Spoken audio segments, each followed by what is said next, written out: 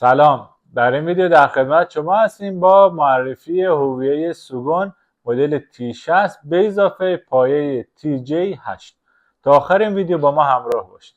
بریم با هم دیگه دستگاه رو آنباکس کنیم و ببینیم که چه وسایلی داخل جعبه ها قرار داره و بعدش هم که روشنش کنیم و عملکردش رو ببینیم. خب اول میخوام خود دستگاه اصلی رو آنباکس کنیم. چند تا دفترچه داره. یه دفترچه اصلی داره که توضیحاتش کاملا اینجا نوشته با چند تا زبون. یه فوم پیچی خیلی محکم.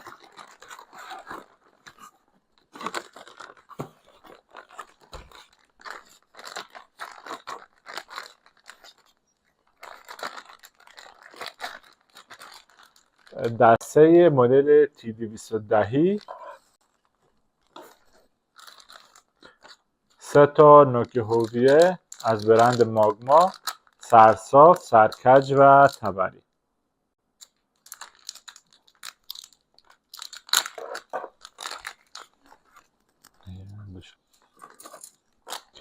یه دونه از این آنتنا که سیم زمانی رو میز شلوغ میشه این سیم رو اینجا میبندن تا یه خورده جمع‌تر بشه. کابل برقش و همین چیز دیگه داخل جعبه نیست. و خود دستگاه.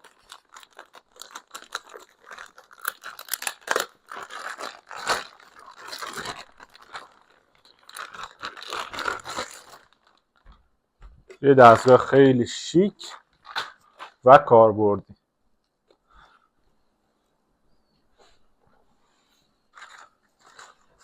و آنباکس پایه که به صورت جدا از جعبه اصلی تقدیمتون میشه. باز یه دونه دسته T210 روشه. البته توجه کنید که رو بعضی جعبه ها ممکنه دسته هویه با یه مدل دیگه باشه، مثلا T245 یا T115. این دستگاه هر سه مدل رو ساپورت میکنه، یعنی هم 315 هم 310 و هم 345. و 3 تا نوک ماگما هم باز رو پایه قرار داره، سرصاف، سرکج و تبری. و یه دونم آنتن که برای همین پایه هست. و اینم که خود پایه که یه جورایی میشه بگی یه دستگاه حساب میشه خودش. داخل جعبه دیگه هیچی نیست. بیاین تا از نزدیک هم ببینیمشون و عملکردش رو با هم دیگه امتحان کنیم. خب میخوایم دستگاه رو روشن کنیم، جزئیاتش رو ببینیم و عملکردش رو. یک کابلی روی دسته هویه که به صورت جدا بود هست که ما باید به دستگاه وصلش کنیم، به دستگاه اصلی.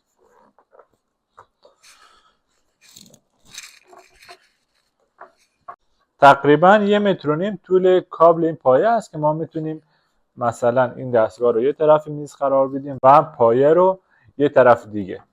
کاملا از هم میتونیم جدا کنیم. 2 تا دسته هویه رو وصل میکنیم.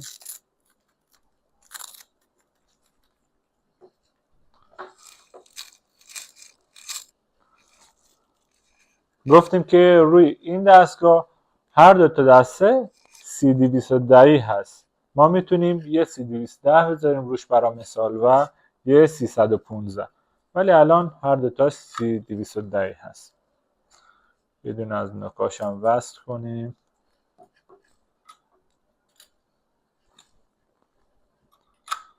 به این شکل و یه دسته دیگه.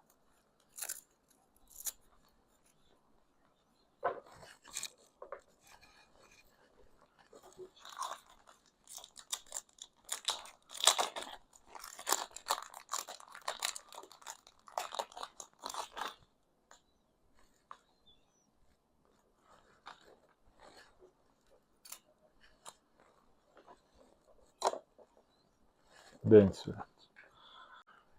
یه موردی که این دستگاه داره وصل کردن دسته جانبی هست. اکثر دوستان واسه اولین بار که خریدش رو انجام میدن زنگ میزنن میگن که حالا یا دسته کار نمیکنه یا مشکل داره. وصل کردنش به این صورت هست که مثلا ما الان وصل کردیم، میخوایم دسته رو برداریم، روشن نمیشه. باید دستگاه رو خاموش کنیم، کلید بالا و پایین همزمان نگه داریم و دستگاه رو روشن کنیم. این صدا که اومد یعنی دسته دوم هم فعال شده. میبینیم که الان داغ شد. و اگر خواستیم این دستگاه قطع کنیم، یعنی از این دسته استفاده نکنیم، به همین شکل دوباره دستگاه رو خاموش میکنیم، این دوتا کلید رو میگیریم و روشن میکنیم. الان دسته قطع شد. دلیل این که بعضیا میخوان قطعش کنن، این ویژگیش هست در واقع که میشه اینو کلا قطعش کنیم. دلیلش اینه که این دستگاه ماکسیموم واتش 160 واته، یعنی اگه همزمان بخوایم دوتاش استفاده کنیم این 160 وات واسه هر دو دسته هست، ولی اگه یه دسته بخوایم استفاده کنیم 120 وات به ما قدرت میده. بریم با هم دیگه عملکرد دستگاه رو ببینیم. استند رو میبینیم، مدل TJ8. این قسمتش اسفنج داره برای تمیز کردن نوک هویه. دستش هم که گفتیم از مدل C210 هست. دو تا کلید رو دسته قرار داره که ما میتونیم با این کلیدا دما رو بالا پایین کنیم و نوکش هم 3 تا نوک تبری، سرسا و سرکج روش بود. یه محفظه اینجا هست برای نوک هویه که نسوز هست. پایه خود هویه هم که ما میتونیم بچرخونیمش به این صورت. این قسمت هم که برای در آوردن نوک هویه هست. زمانی که نوک هویه داغه ما میتونیم به این شکل نوک هویه رو از داخل دسته درش بیاریم. و این هم که گفتیم آنتن سیم دسته هویه هست. خود استند جانبی چیز دیگه نداره. بریم سراغ خود دستگاه. یه صفحه نمایش خیلی زیبا داره و شفاف که میتونیم این قسمت ها رو کامل ببینیم. این قسمت مقدار دمایی هست که ما میخوایم باهاش کار کنیم. این قسمت هم که زمانی که ما دسته رو برمیداریم به ما نشون میده که به چه سرعت دما میره بالا یا قطع میشه. این قسمتش هم که سانتیگراد یا فارنهایت رو به ما نشون میده. 3 تا کانال ذخیره سازی داره. این 2 تا کلید برای بالا پایین کردن دما هست و این قسمت هم که برای تنظیم کردن کانالا و کالیبرش هست. اگه چند ثانیه بگیریم این دستگاه میره روی حالت کالیبره.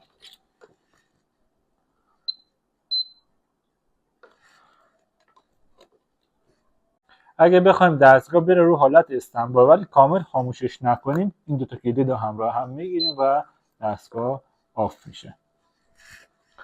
یه بروس آنتی استاتیک این قسمتش هست که بسیار با کیفیت برای تمیز کردن نوک هویه. این قسمت هم باز ما میتونیم نوک هویه رو باهاش در بیاریم.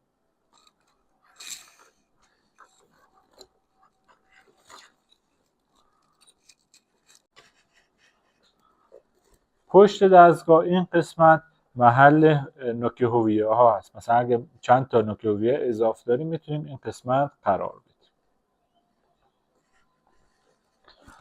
کلید خاموش روشن کردن دستگاه این قسمته و اینم که برای دسته اصلی دستگاه و پایه استند جانبی.